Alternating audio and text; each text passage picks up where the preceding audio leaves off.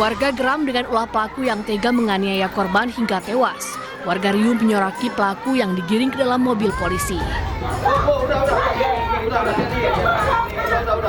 Dalam prarekon tersebut, ibu tiri korban memperagakan sebanyak 20 adegan saat melakukan tindakan penganiayaan terhadap korban hingga tewas. Korban seorang anak 6 tahun sebelumnya ditemukan tewas di rumahnya dengan sejumlah luka tindakan penganiayaan. Tindakan kejam pelaku terhadap korban mulai dari adegan memukul korban dengan kayu, membenturkan kepalanya ke tembok, hingga beberapa kali pukulan ke mulut korban. Memukulkan beberapa kali kayu ataupun sepotong sapu ke arah punggung, kemudian membenturkan kepala ke tembok, kemudian juga memukul 2 kali ke arah mulut korban sudah dilakukan penganiayaan. Namun puncaknya 3 hari berturut-turut tersebut berlangsung penganiayaan secara intensif sebanyak 3 hari itu. Dari pemeriksaan awal, pelaku tega aniaya korban lantaran kesal korban tak mau makan. Saat ini polisi telah menetapkan ibu tiri korban sebagai tersangka. Guna mengungkap motif penganiayaan dan penyebab korban tewas, Satreskrim Polres Metro Depok akan gelar ekshumasi. Dari Depok, Jawa Barat, Yung Rizky, iNews melaporkan. Pemirsa, seorang wanita di Kebonjeruk, Jakarta Barat membunuh suaminya sendiri dengan cara memotong alat kelamin korban. Ya, pelaku cemburu setelah mengetahui isi chat ponsel korban dengan wanita lain.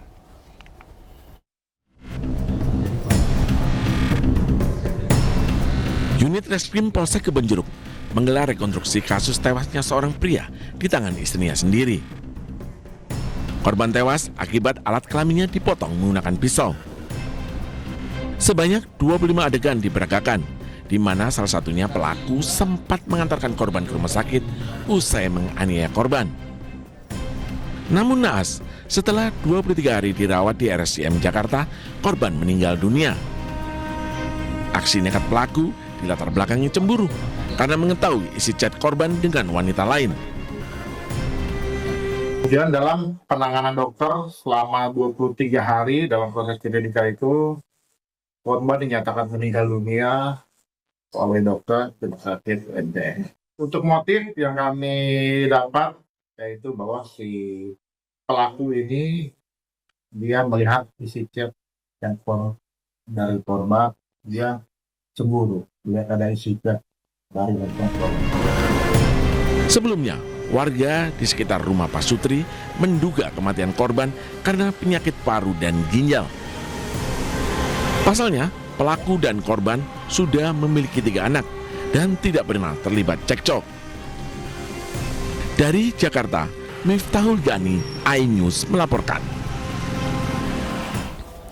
Ya, sementara itu di Bandar Lampung, sakit hati kekasih hobi berselingkuh, ini seorang wanita melukai alat kelamin kekasihnya. Pelaku yang ditangkap setelah 2 hari bersembunyi mengaku tidak menyesali perbuatannya tersebut.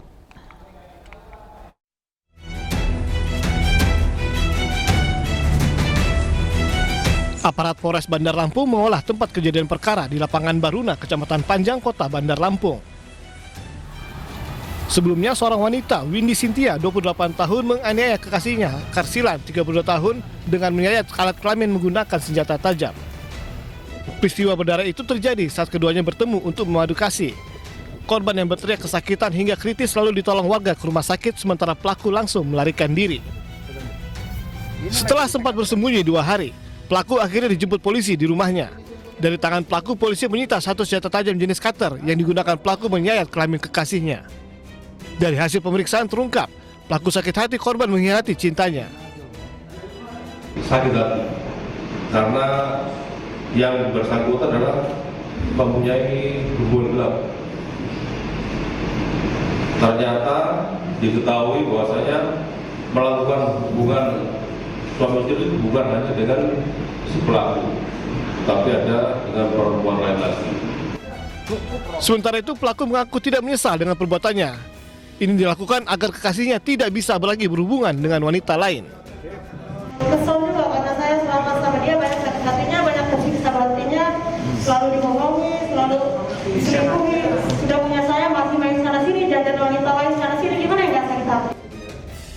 Atas perbuatannya, pelaku kini ditahan di Polres Bandar Lampung dan dijerat pasal penganiayaan berencana dengan ancaman hukuman maksimal 7 tahun penjara. Sementara korban terbaring lemah di rumah sakit dengan kondisi luka serius pada alat kelaminnya. Dari Bandar Lampung, Andres Afandi, iNews melaporkan. Pemirsa, hendak menarik paksa sebuah mobil di jalan umum, 2 orang penagih utang dihajar warga di Kota Medan, Sumatera Utara. Ya, akibatnya kedua pelaku babak belur.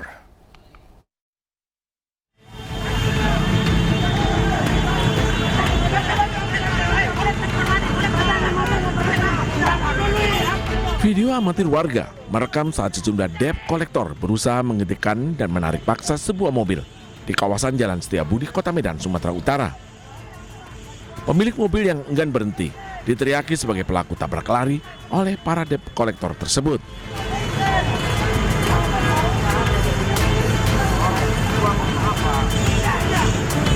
Teriakan itu pun langsung mengundang perhatian warga yang nyaris merusak mobil tersebut. Namun, warga pun akhirnya sadar sudah dibohongin oleh penagih hutang tersebut. Warga langsung menghajar 2 orang debt kolektor hingga babak belur. Sementara 2 orang anggota debt kolektor lainnya kabur melarikan diri.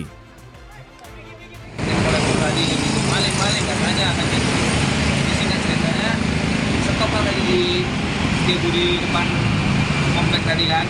Nah, rupanya debt kolektor tadi lain ceritanya. Bilangnya ini maling, padahal bukan maling kan gitu. Yang dalam mobil tadi mau ke rumah sakitnya dia kan gitu. Udahlah, dari diramekan lah sama abang-abang tadi. Sempat dipukulin. Akibat peristiwa ini, arus lalu lintas di lokasi sempat mengalami kemacetan panjang. Sementara 2 orang debt kolektor yang dihajar warga diserahkan ke polisi untuk diamankan. Dari Medan, Sumatera Utara, Ahmad Ridwan Nasution, iNews melaporkan. Kita ke informasi lain, pemirsa. Aktor Jonathan Frizzy atau Ijong ini divonis 8 bulan penjara atas perkara obat keras dalam rokok elektrik. Vonis ini lebih ringan dari tuntutan jaksa penuntut umum.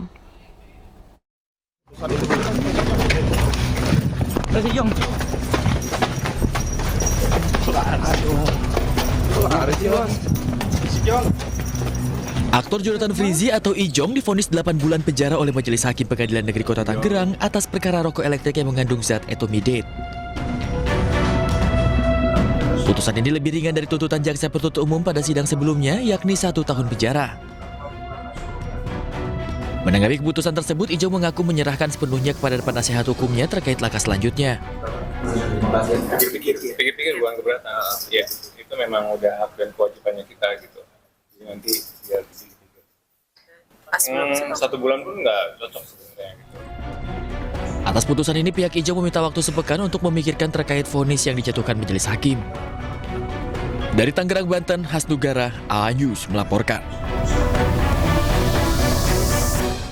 Pemirsa, Sandra Dewi, selebritas sekaligus istri terpidana kasus korupsi Tiba Harvey Muiz resmi mengajukan keberatan atas penyitaan sejumlah aset pribadinya yang dilakukan oleh Kejaksaan Agung. Ya, sidangnya kini sudah berjalan di Pengadilan Jakarta Pusat.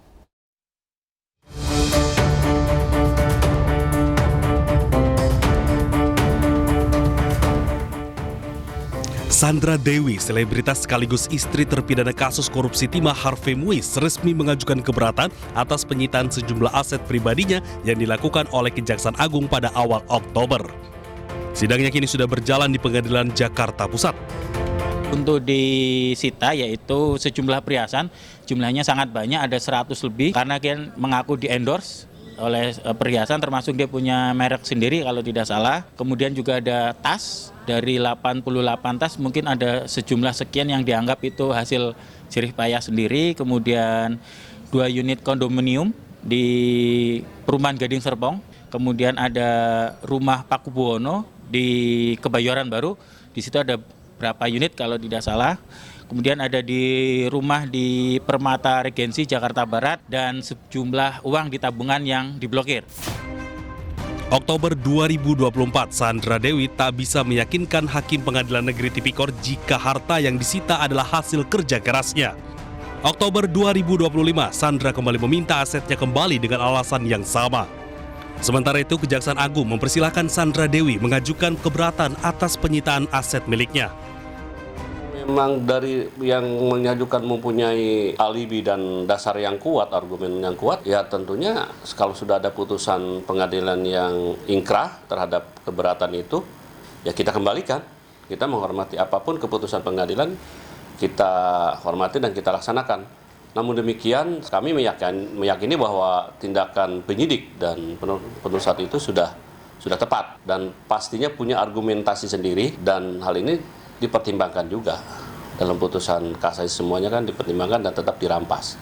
Ya nanti silakan, prinsipnya silakan saja diajukan kembali. Keberatan.